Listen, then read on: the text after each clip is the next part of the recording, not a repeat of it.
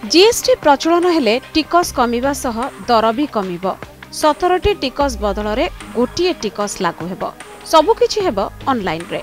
17 वर्ष परे केंद्र सरकार को एई ऐतिहासिक निष्पत्ति को समस्ते स्वागत करथिले मध्य वास्तवता ठारू अनेक दूर रे बोली समीक्षक माने मत दैछन्ते।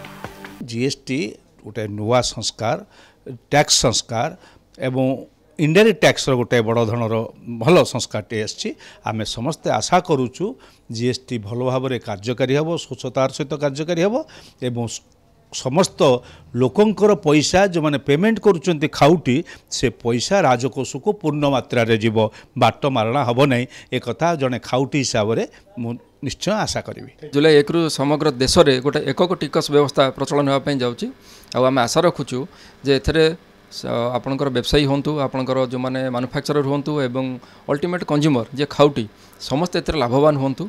सरकार तांकर राजकोष जो हरौथिले सेटा सरकार राजकोष को जो टैक्सटा मझिरे गोटे बाटमारणा होता सेटा गोटे प्रॉपर सिस्टम रे जहाँ बर्तमान डेवलप कराई सिस्टम सरकार पाखु जाऊ।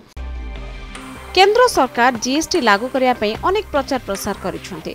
गणमाध्यम रे फर्द विज्ञापन प्रकाश पाउछि। टीवी रे भी बड़ बड़ सेलिब्रिटी माने जीएसटी रो प्रचार करूछन्ते। नुआकरी तैयारी होइतिबा जीएसटी पोर्टाल रे समस्ते पंजीकृत हेबा बाध्यतामूलक। टिकस पैठरे त्रुटि हेले दंडर व्यवस्था भी रहिछि।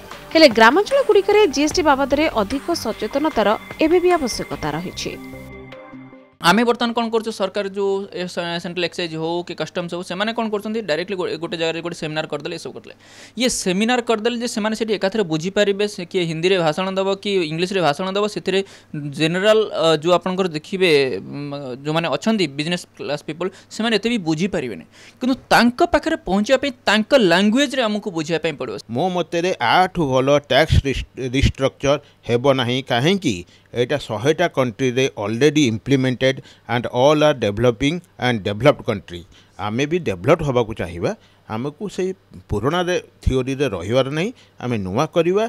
जीएसटी जे वेलकम। मोदी सरकार को अमल रे जीएसटी बिल पारित होइतिबारु केंद्र सरकार एथिपई बाहाबा नेबा को चाहुचंती। एथिरे राज्यर लाभ क्षति एजाय हिसाब होय नाही। प्रथम वर्ष व्यवसायी ठरू आरंभ करी जीएसटी व्यवस्था को संपूर्ण आपणेबा को किछि समस्या होई पारे सत हेले आगामी दिन में एहार सरलीकरण हेबो बोली आशा करा जाउछि। भुवनेश्वर वेंकटरामन सह जजाति महांती का रिपोर्ट एमबीसी न्यूज।